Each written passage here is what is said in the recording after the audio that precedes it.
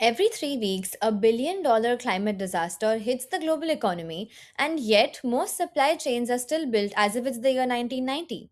Hello, everybody. My name is Vadushi Jawar, and I'm a master's student studying international business. To understand the impact of climate change on this discipline, I have decided to focus on global supply chains and the four most relevant drivers, such as resource scarcity, resource price volatility, regulatory landscape, and mass migration. To attain this, I have turned to generative AI for help.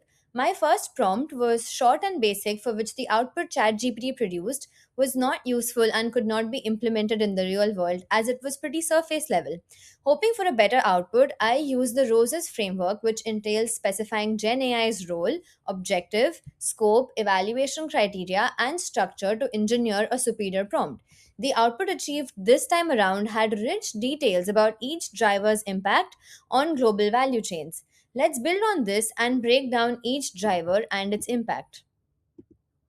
Resource scarcity and price volatility. Global supply chains are particularly vulnerable to scarcity, which we have observed firsthand during the pandemic. When a critical component or raw material becomes scarce, the entire supply chain can be disrupted, which sends ripple effects to the end consumers. Regulatory landscape. The governments around the world will force companies with complex supply chains toward decarbonization, as supply chains have been estimated to generate about 60% of carbon emissions globally. So, businesses have to consider the regulatory and compliance cost pressures. Mass migration. Rising temperatures and sea level rise will displace populations, heavily impacting the labor market globally.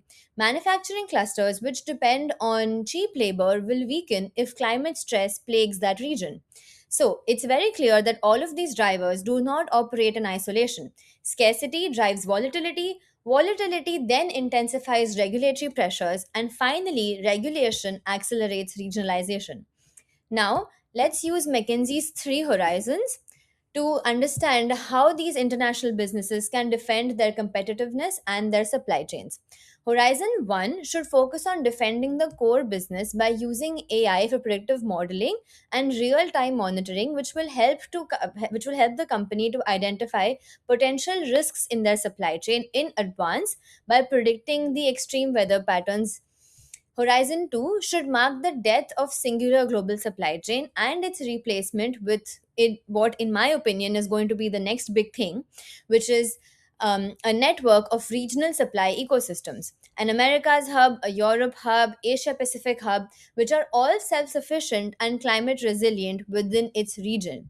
This will prove to be very beneficial as sea levels are expected to rise by 6 feet, which will impact 90% of the world's cargo, which moves by ship. Therefore, self sufficient regional supply chains will help the company to maintain its strategic sweet spot by meeting consumer requirements in times of extreme weather conditions, even when their competitors can't. For the third horizon, the company must invest in creating future viable options like R&D for material substitution, robotics, and AI-driven manufacturing to reduce exposure from labor destruction caused by mass migration.